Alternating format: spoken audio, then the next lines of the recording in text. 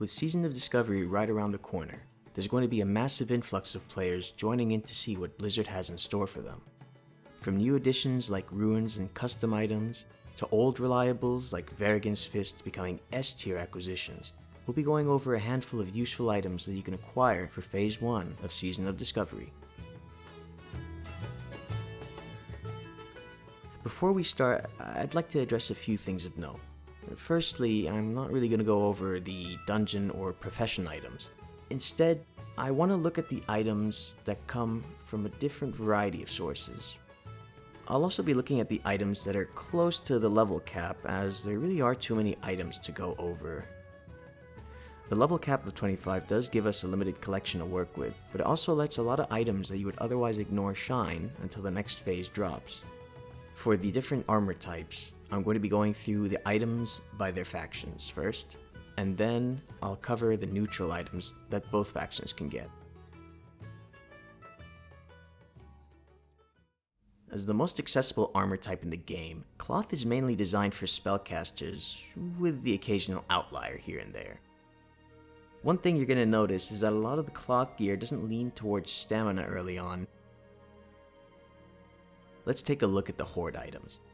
One of the most notable cloth items that you can obtain at this level is the Warsong Sash that comes from the Warsong Supplies quest in Ashenvale.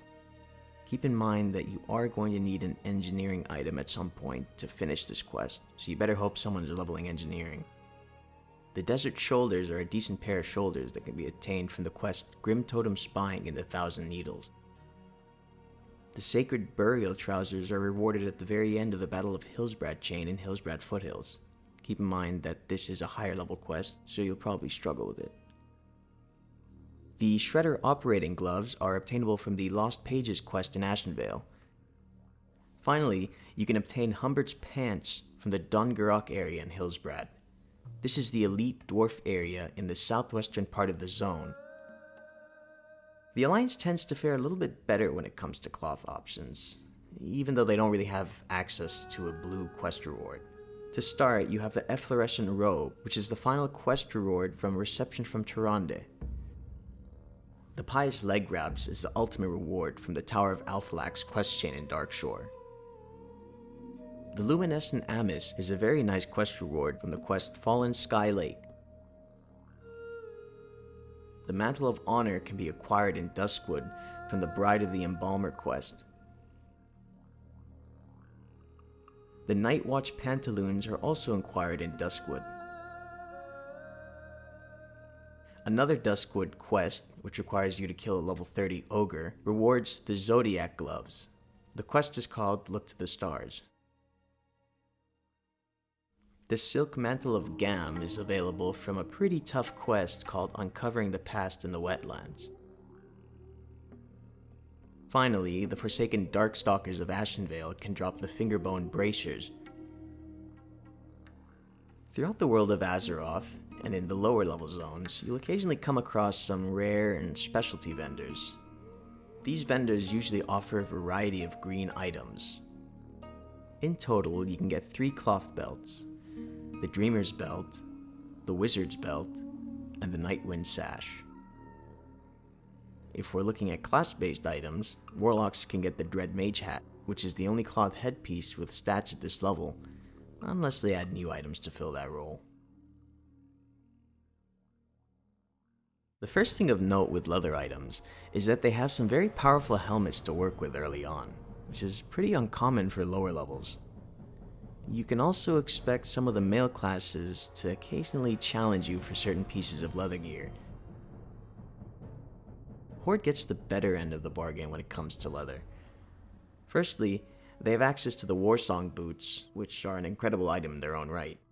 These are from the same Warsong Supplies quest as the previously mentioned Warsong Sash. If we revisit Dungurok in Hillsbrad Foothills, Horde players can potentially get the Humbert's Helm to drop from the Dungurok Mountaineers. For whatever reason, a lot of the quest belts on the Horde side have this plus 12 attack power modifier that they kept adding. We can see this here in multiple belt rewards, the first being the Deathkin Belt, which you can get from Ashenvale, the Screecher Belt from the Blood Fury Bloodline quest in Stone Talon, and the Windsong Cinch from the Thousand Needles quest Free at Last. Looping back to the Warsong boots, if you aren't able to obtain them, you can get the Trailblazer boots as a nice alternative. For chest pieces, Horde have some very nice options in the form of the Bourgard tunic from King of the Foulweld in Ashenvale, and the Brawnhide armor from Wanted, Arnak Grim Totem, and Thousand Needles. Keep those quests in mind since we'll come back to them. The Oil Rag hand wraps from the Shredder Pages quests are a very nice caster option, as well as the Azure Sash, which is obtained from the last quest in the Sacred Flame Chain in the Thousand Needles.